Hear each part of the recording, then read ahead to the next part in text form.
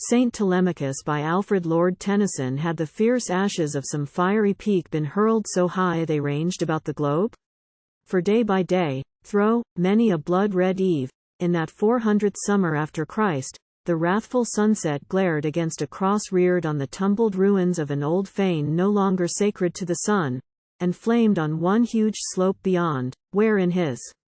cave the man, whose pious hand had built the cross, a man who never changed a word with men, fasted and prayed, Telemachus the Saint. Eve after eve that haggard anchorite would haunt the desolated fane, and there gaze at the ruin, often mutter low, Vicisti Galilće, louder again, spurning a shattered fragment of the god, Vicisti Galilće. But, when now bathed in that lurid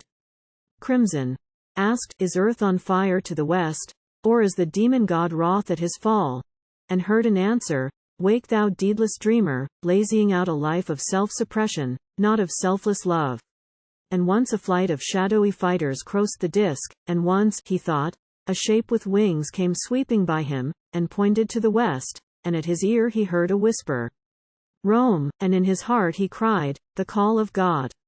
And called arose, and, slowly plunging down thro that disastrous glory, set his face by waste and field and town of alien tongue, following 100 sunsets, and the sphere of westward wheeling stars, and every dawn struck from him his own shadow onto Rome.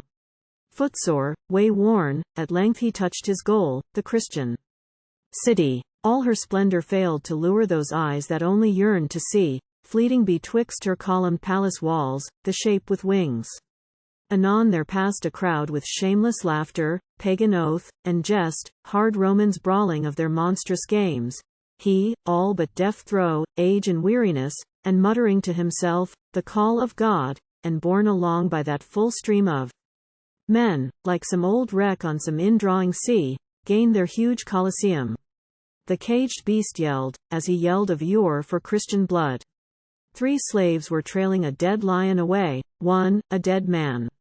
He stumbled in, and sat blinded, but when the momentary gloom, made by the noonday blaze without, had left his aged eyes, he raised them, and beheld a blood-red awning waver overhead, the dust send up a steam of human blood, the gladiators moving toward their fight, and 80,000 Christian faces watch man murder man. A sudden strength from heaven, as some great shock may wake a palsied limb, turned him again to boy, for up he sprang, and glided lightly down the stairs, and o'er the barrier that divided beast from man slipped, and ran on, and flung himself between the gladiatorial swords, and called, Forbear in the great name of him who died for men, Christ Jesus.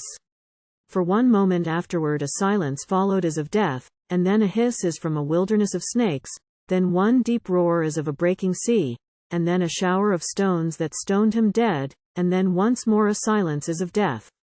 His dream became a deed that woke the world, for while the frantic rabble in half amaze stared at him dead, thro all the nobler hearts in that vast oval ran a shudder of shame. The baths, the forum gabbled of his death, and preachers lingered o'er his dying words, which would not die, but echoed on to reach Honorius, till he heard them, and decreed that Rome no more should wallow in this old lust of paganism, and make her festal hour dark with the blood of man who murdered man.